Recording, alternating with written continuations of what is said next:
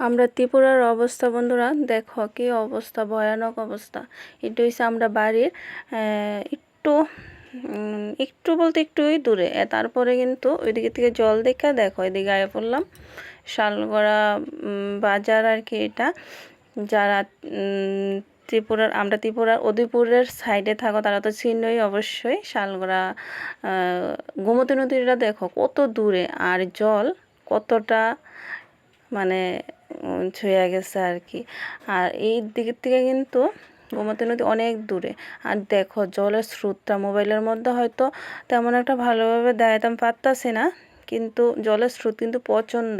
এটা কিন্তু শালগড়া বাজার পাড়েয়া সমুনির দিক দিয়ে আয়া পড়ছে আর কি জল, এত জল। তো তনর বাবা কইতাছিল আজকে যে তনর চল আজকে দেখাই জল, তুইও কইতে পারবি যে 2024 এত বড় বন্যা হয়েছিল, জল দেখাই চল। তো তনরে নিয়ে আসি আজকে দেখো আইলাম জল দেখতে। এই যে দেখো বাড়ি ঘর সব ডুবাইয়া নিলগা। ওই যে দেখো বাড়ি ঘরটি ঠিক বোঝা যাইতেছে না, শুধু চালটি দেখা যাইতেছে, সব ডুবাইয়া নিলগা। এত ভয়ানক অবস্থা ত্রিপুরার। মানে আজকে 2 দিন একটু রৌদ্র উঠছে ঠিক আছে, কিন্তু জল কিন্তু কমছে না।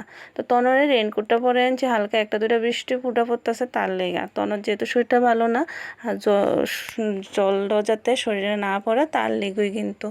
তো রেল ব্রিজের উপরে উঠলাম, ওইটা সেরা এ পাশ ওই পাশ দেখতেছি। দেখো প্রচণ্ড জলের স্রোত, কত মানুষ জল দেখার লেগা। এই যে এটা হচ্ছে শালগড়া রেল ব্রিজের কাছে আর কি। ওই দিকের বাড়িঘরটি খুব খারাপ অবস্থা। আর যারা উদয়পুর, তারপর ফুলকুমারী, ডবগেট, ফুলকুমারী, এই যে বর্মাবাড়ি, মাতার বাড়ি, তারপরে বিলোনিয়া, ওইসব সাইডে তো আরও বেশি। কাঁকড়াবন সাইডে তো আরও বেশি। কাঁকড়াবন তো মানে দেখোই জানা যা অবস্থা আর কি, জলের সব খারাপ পরিস্থিতি। তো এই যে দেখো তনও দেখতেছে, তনও বাবার জিগাইতেছে আর কি কিতা কিতা জানি জিগাইতেছে। আর দেখো জলের অবস্থা, মানুষ প্রচুর মানুষ কিন্তু ওই দিকের থেকে জল দেখতে আইতেছে। আর এইদিকে দেখো বাড়ি ঘর সব ডুবাইয়া নিলগা। কি যে অবস্থা চারিদিকে, আর কই আসার লাভ নাই বন্ধুরা। কি যে মানে ভয়ানক অবস্থা। আমরা বাড়িরও নিজ জায়গাটির মধ্যে জল আয়া পড়ছে, কিন্তু যদি আর 2 দিন বৃষ্টি হইতো না তাইলে কিন্তু আমরা বাড়িও হয়তো পায়া লাইতো। এত ভয়ানক অবস্থা। এই যে দেখো কি জলের স্রোত, মানে আর কই আসার লাভ নেই। এত জলের স্রোত, এত জল, মানুষ দেখো কত মানুষ শরণার্থী অবস্থা অক্ষণ পর্যন্ত আছে।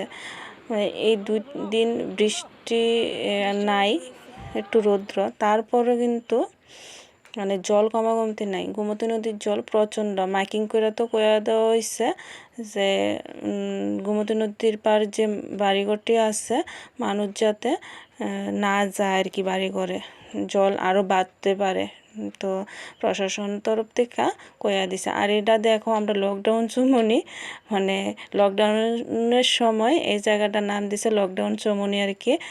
তো এই জায়গাটা দেখো যে বুক সমান জল অবস্থা। তো বন্ধুরা এই পর্যন্ত ব্লগটা দেখো, আশা করি ভালো। টাটা।